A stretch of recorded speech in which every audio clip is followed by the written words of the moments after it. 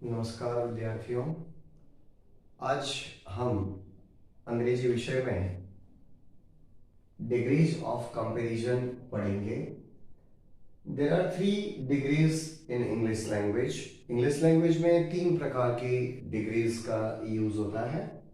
Number one है positive degree, जिसका उपयोग समानता बताने के लिए होता है। कोई भी दो चीज है या दो व्यक्ति है या कोई भी ऐसी दो दुनिया की कोई भी बात है या परिस्थिति है, जो भी है, उनको हम एक समान है या तो फिर एक समान नहीं है, ये बताने के लिए हम ये पॉजिटिव डिग्री का उपयोग करते हैं।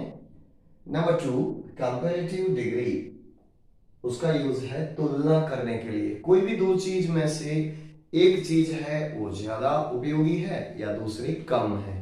एक चीज या व्यक्ति या वस्तु जो है एक से बढ़कर है या तो एक से कम है। मतलब कि एक है वो उससे ज्यादा कहेंगे कि वो ज्यादा उपयोगी है या तो फिर वो कम उपयोगी है। तो इस प्रकार तुलना करने के लिए हम कंपैरेटिव डिग्री का उपयोग करते हैं। थर्ड नंबर पे है सुपरलेटिव डिग्री, जो श्रेष्ठता बताने के लिए इसका उपयोग होता है। कि अब मान लीजिए कि दुनिया की कोई भी ऐसी चीजें हैं जो सबसे श्रेष्ठ है, तो जो श्रेष्ठता बताने के लिए जिसका उपयोग होता है वो है सुपरलेटिव डिग्री। अब इन तीनों डिग्रियों को हम बारी बारी से पढ़ेंगे। सबसे पहले पढ़ते हैं पॉजिटिव डिग्री।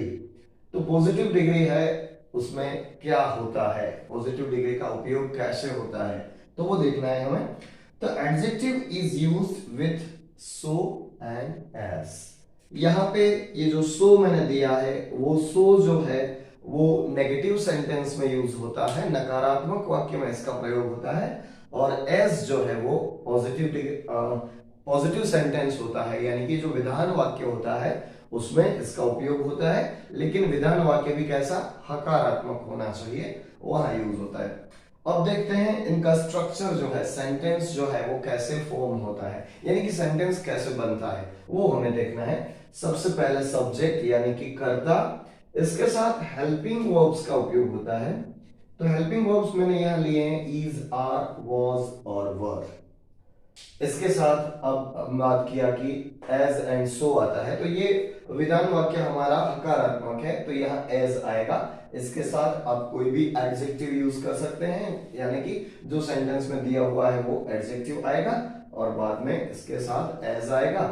और लास्ट में सब्जेक्ट टू जो मैंने लिखा है, वो सब्जेक्ट टू जो है वो हम जिस सब्जेक्ट वन जो है एक जो करता है उसकी हम कंपैरिजन करेंगे या तो फिर उसकी समानता बताएंगे, जो भी करेंगे तो वो दूसरे व्यक्ति वस्तु के साथ होगी, तो वो लास्ट में आएगा। अब देखते हैं हम उसका एग्जाम्पल। पहला एग्जाम्पल मैंने लिया है यहाँ पर, Ram is as clever as Lakshman. Ram जो है वो लक्ष्मण जितना ही क्लेवर है, यानी कि राम और लक्ष्मण दोनों एक समान, यानी वो इक्वली, वो क्या है, इक्वली वो क्लेवर है, यानी कि दोनों पढ़ने में इतने ही होशियार है, ये हमें यहां पर बताना है। अब दूसरी बात ले लीजिए, second example, maths is as easy as Sanskrit.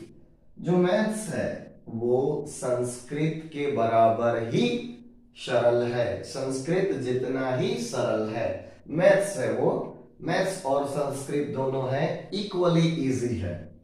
Sanskrit ज्यादा इजी नहीं है और मैथ्स कम इजी नहीं है। It means both subjects are equal.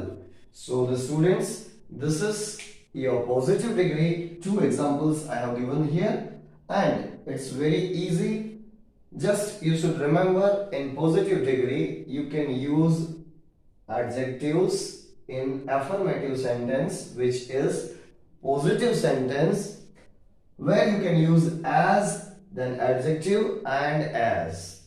I mean to say, इस प्रकार के वाक्य में आप as का प्रयोग करेंगे एडजेक्टिव्स के साथ, एडजेक्टिव के आगे भी as आएगा और उसके पीछे भी as आएगा, और वाक्य के अंत में जो दूसरा करता है जिसके साथ पहले कर्ता की जो कंपैरिजन की गई है या तो पहले कर्ता की समानता बताई गई है, इक्वालिटी बताई गई है, वो आएगा।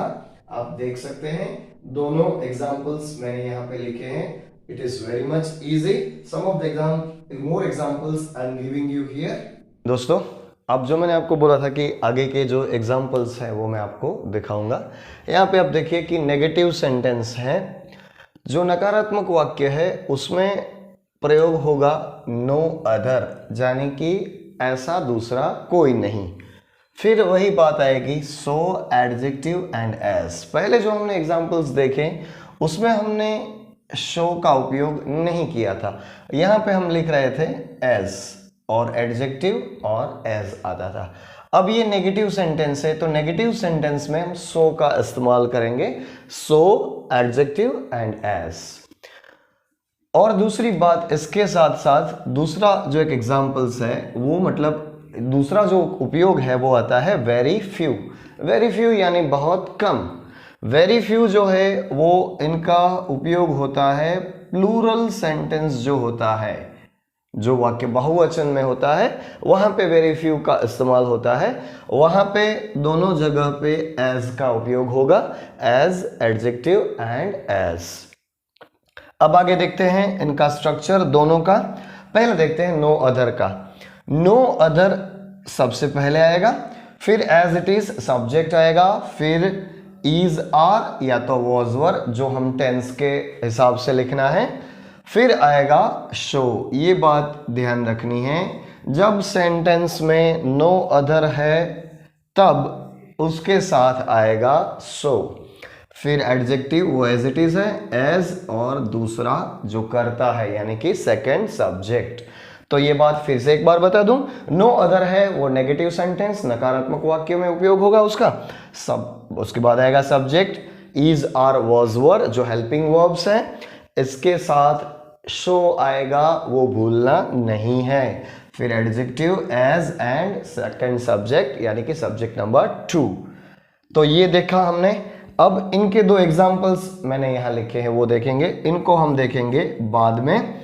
No other subject is so easy as Sanskrit. No other subject, here subject is name of subject, okay. No other subject, subject है वो क्या है, करता है, लेकिन यहां कोई नाम नहीं आएगा।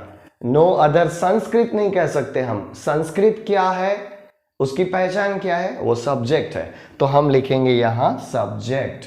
कोई भी चीज हो, मान लीजिए कि विराट कोहली है, MS धोनी है, सचिन तेंदुलकर है, वो क्या है, वो क्रिकेटर है। वो तो उनके नाम हो गए, MS धोनी, सचिन तेंदुलकर और विराट कोहली, लेकिन उनकी पहचान क्या है, so they are cricketers. So that is why we will write down their cricketer. तो यहां हम लिखेंगे subject, no other subject is so easy as Sanskrit. जो नाम आएगा वो बाद में आएगा, अंत में आएगा, कि संस्कृत जैसा कोई भी सब्जेक्ट इजी नहीं है या तो सरल नहीं है। Example number 2, no other country. Country यानी कि देश, राष्ट्र। अब कौन सा कंट्री है वो बाद में आएगा, लास्ट में, सब्जेक्ट 2 में आएगा। No other country is so great as India. Bharat जैसा दूसरा कोई भी देश महान नहीं है, या तो भारत जितना और कोई देश महान नहीं है। अब हम ये जो बता रहे हैं वो सारे नकारात्मक वाक्य है, और नकारात्मक वाक्य में मैं फिर से दोहरा दूं कि नो अदर का उपयोग होगा, उसके साथ शो आएगा, एडजेक्टिव तो आएगा ही आएगा, और उसके बाद एज का उपयोग होगा, और अंत में हम जिस व्यक्ति, वस्तु या चीज की बात कर रहे हैं उनका नाम आएगा। सबसे पहले जो सब्जेक्ट आता है नो अदर के बाद, वो जो कोई भी करता है उसकी पहचान आएगी, ठीक है। तो ये जो हमने सीखा वो नो अदर के बारे में सीखा। नेगेटिव सेंटेंस में इसका उपयोग होता है, अभी भी हम पॉजिटिव डिग्री ही समझ रहे हैं, और एक पॉइंट उसमें बाकी है जो कि वेरी फ्यू, जो प्लूरल में इसका इस्तेमाल होता है, वो अब हम आगे उसके एग्जाम्पल्स देखने जा रहे हैं। अब हम जो एग्जाम्पल्स देखेंगे वेरी फ्यू के, जो कि इनका इस्तेमाल प्लूरल सेंटेंसेस में होता है। तो देखते हैं, it is used in plural sentences. Structure जो हमने आगे भी देखा था, फिर से एक बार बता दूं यहाँ। वेरी फ्यू सब्जेक्ट, जो सब्जेक्ट है आपका आएगा प्लूरल में, ये भूलना नहीं है। इसके बाद प्लूरल के लिए हेल्पिंग वर्ब्स प्रेजेंट टेंस में आर, पास्ट टेंस में were. As, adjective, as and subject to, हम जो कर्ता की बात कर रहे हैं उसका नाम आएगा अंत में, पहले उनकी पहचान आएगी। अब देखते हैं एग्जाम्पल। सबसे पहले लेना है वेरी फ्यू। वेरी फ्यू, अब ये जो मैंने सब्जेक्ट के लिए जो लिया है, सब्जेक्ट के तौर पे जो लिया है वो लीडर्स हैं। अभी हम लीडर्स की बात कर रहे हैं, तो लीडर जो है वो प्लूरल में लेना है, क्योंकि वेरी फ्यू के साथ प्लूरल आएगा। Very few leaders in India, हम भारत की बात करते हैं, तो भारत में बहुत कम नेता ऐसे हैं are as powerful as Narendra Modi. Very few leaders in India are as powerful as Narendra Modi, यानी कि भारत में बहुत कम नेताएं नरेंद्र मोदी जी जितने शक्तिशाली है। इसका मतलब ये हुआ कि नरेंद्र मोदी ही शक्तिशाली है, उसकी कंपैरिजन में, उसकी समानता में हम और किसी की बात नहीं कर सकते, ये बात बताई है। Example number 2, very few cricketers in the world are as famous as Sachin Tendulkar. यहां बात बताई गई है क्रिकेटर्स की, तो क्रिकेटर्स की जब हम बात करेंगे तो सचिन तेंदुलकर आएंगे ही आएंगे। तो वेरी फ्यू क्रिकेटर्स, बहुत कम क्रिकेटर्स ऐसे हैं, कैसे? इन द वर्ल्ड, दुनिया में बहुत ऐसे कम क्रिकेटर्स हैं, are as famous as Sachin Tendulkar, Sachin Tendulkar के जैसे और उनके बराबर बहुत कम क्रिकेटर्स जो उनके जितने फेमस है, उनके जितने प्रसिद्ध हैं। तो अब बात ये हमने आज सीखी है वेरी फ्यू की। तो अब आप ऐसे कहीं भी कोई भी चीज है या वस्तु है या फिर तो कोई व्यक्ति है या दुनिया की कोई भी एक बात है, उनको आप ले सकते हैं और उनकी ऐसे इक्वल है या मतलब समान है या नहीं है उसकी आप बात कर सकते हैं। तो ये जो आज हमने सब सीखा पूरा इस वीडियो में, वो पूरा का पूरा जो हमने बात किया है वो बात है पॉजिटिव डिग्री की, जिसमें एक चीज दूसरी चीज से समान है या तो समान नहीं है, ये बताया गया है। उम्मीद करता हूं कि आपको ये बहुत अच्छी तरह से समझ में आया होगा। अगर ये समझ में नहीं आता है तो आप हमें कमेंट में बता सकते हैं या तो आप व्हाट्सएप से भी कांटेक्ट कर सकते हैं। मेरा व्हाट्सएप नंबर अभी आपको बता देता हूँ, 9974322608 है। आप अपनी जो भी कोई भी डाउट्स हैं वो आप मुझे सेंड कर सकते हैं, उसका मैं आपको रिप्लाई देने की, आपका डाउट सॉल्व करने की अवश्य कोशिश करूँगा। धन्यवाद।